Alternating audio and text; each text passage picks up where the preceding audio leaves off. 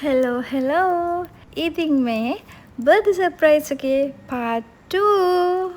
Welcome back to my YouTube channel.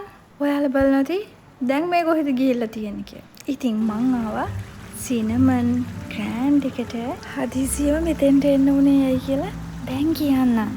ඉතින් මෙන්න මේකයි උනේ. අපේ birthday boy නිසා මට කොහෙටවත් යන්න විදිහක් නැහැ. එයා මගේ පස්සෙන්මයි. මේ සර්ප්‍රයිස් එක මම තනියම ප්ලෑන් කරපු නිසා කිසිම වැඩක් මට හරියට කරගන්න බැරි වුණා. ඇත්තටම මට කරගන්න බැරිම වෙච්ච දේ තමයි බර්ත්ඩේ කේක් එකක් හදාගන්න එක. අවසානයේ රෑ 11ට තමයි කේක් එකක් ගන්න ආවේ. ඉතින් සිනමන් ග්‍රෑන්ඩ් එකෙන් තමයි මම කේක් එක ගත්තේ. මොකද මේ වෙලාවත් එක්ක කොහෙවත්ම කේක් එකක් ගන්න තිබුණේ නැහැ. මට ඕන විදිහේ කේක් එකක් හම්බුණා. ඉතින් දැන් කේක් එක රෙඩි කරනකම් මම ස්ට්‍රෝබෙරි මිල්ක්ෂේක් එකක් ගත්තා. ඒක නම් මාරම රසයි. ඉතින් මේ තියෙන කේක් එක. දැන් මේකත් අරගෙන ඉක්මනට හොටෙල් එකට යන්න ඕන. දැන් එයාට තරහ ගිහිල්ලා ඉන්නේ එයාව දාලා මම එළියට ගියායි කියලා.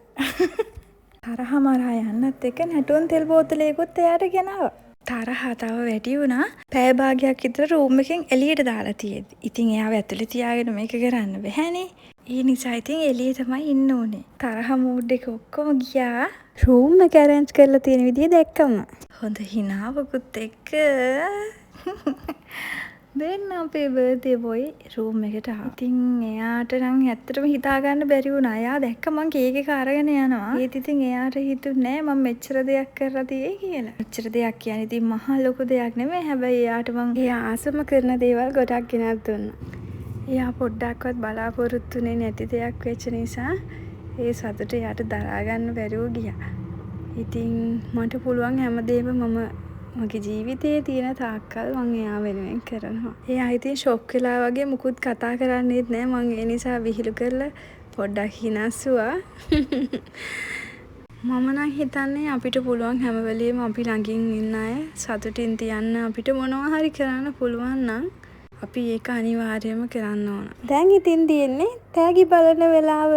දෙන්නට මාර නිදිමතයි. ඒත් එයාට මේ තෑගි ටික කඩලා බලන්න ඕනේ මං කිව්වා. මුලින්ම ගෙනාපු ටී-ෂර්ට් එකකුත් දාගෙන කැප් එකකුත් දාගෙන ඉස්සලාම අතට ගත්තේ 17 Pro Max එක. මම මේ කරන පුංචි දේවල් වලින් එයා ගොඩාක් සතුටු වෙනවා. ඉතින් ඒක දැක්කහම මට ඊටත් වඩා සතුටුයි. ඉතින් හරිම ආසාවෙන් තමයි මේ ෆෝන් එක මේ අන්බොක්ස් කරන්නේ.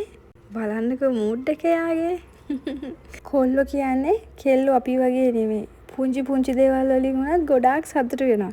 හැබැයි ඒක ඒගොල්ලන්ට පෙන්වන්න තේරෙන්නේ නැහැ. ඒක hina වෙලා ඉන්නවා. එහෙම නැත්නම් බයලා වගේ බලන් ඉන්නවා. ඒක එයාලගේ හැටියේ. ඔයාලා දන්නවද? කොල්ලොත් ආසයි මල් දෙනවට. හැබැයි මට අද මලක්වත් ගන්න වෙලාවක් තිබුණේ නැහැ. මොකද මෙයා මගේ පස්සෙන්මයි. යන්නෙත් නැහැ. මට තරහ ගිහලා හිටියේ ඇයි අනේ මට මගේ නිදහසේ මේ වැඩ ටික කරගන්න දෙන්නේ නැති හැටියක් මේ මිනිස්සයා කියලා. හැබැයි ඉතින් එහෙම පස්සෙන් ඉන්නෙත් මගේ ආරක්ෂාවට. කොහොම හරි මගේ මහන්සියේ ප්‍රතිඵල තියෙනවා. මම මේ හැම දෙයක්ම ලෑස්ති කරගත්තේ තනියම. ඉතින් කාගෙන්වත් උදව්වක් ගත්තෙත් නැති නිසා සමහර දේවල් මට ඕන විදියට කරගන්නත් බැරි වුණා. හැබැයි මේ කරපු දේවල් වලින් එයා හොඳටම සතුටු වුණානේ. ඇස්වල කඳුළු පුරවගෙන හිටියේ. ඇත්තට මෙයා සර්ප්‍රයිස් වුණා. මං හිතුවට වඩා එයා ඒක හරි අමුතු විදියට ඇක්සෙප්ට් කරේ. එයාට හිතාගන්න බැරුව ගියා මොකද්ද මම මේ කරේ එයාට කියලා. දැන් ඉතින් බර්ත්ඩේ වොයි බරටම වැඩ. එයාගේ ගිෆ්ට්ස් ඕපන් කරලා බලනවා. හැබැයි ඔක්කොම නම් බැලුවේ නෑ. මේ වෙදිත් පාන්දර 2ටත් ළඟයි. ටිකක් බලලා නිදා වැටිම කේක් කෑල්ලකුත් කාලා තමයි නිදාගත්තේ. කේක් එක ගැන කියන්න බැරි වුණානේ. ඒ කේක් එක නම් මාරම රසයි. මට හිතෙන විදිහට ගෑනු පිරිමි ભેදයකින් තොරව අපි හැමෝම හරිම කැමති අපි වෙනුවෙන් කවුරු හරි මොන හරි දෙයක් කරනවා නම් වචනකින් හරි අපිට ආදරය කරනවා නම් අපිව අගය කිරීමක් කරනවා නම් ඇත්තටම අපි හැමෝම හරි කැමතිනේ.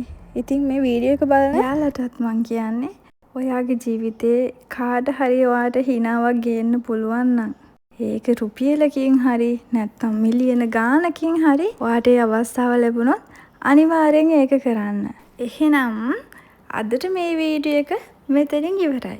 part 3 ඒ කියන්නේ හෙට උදේ මොනවද උනේ කියලා මගේ ඊළඟ වීඩියෝ එකෙන් බලමු. එහෙනම් ඔයා මං ගිහින් එනකම් පරිස්සමින් ඉන්න ඕන. බයි.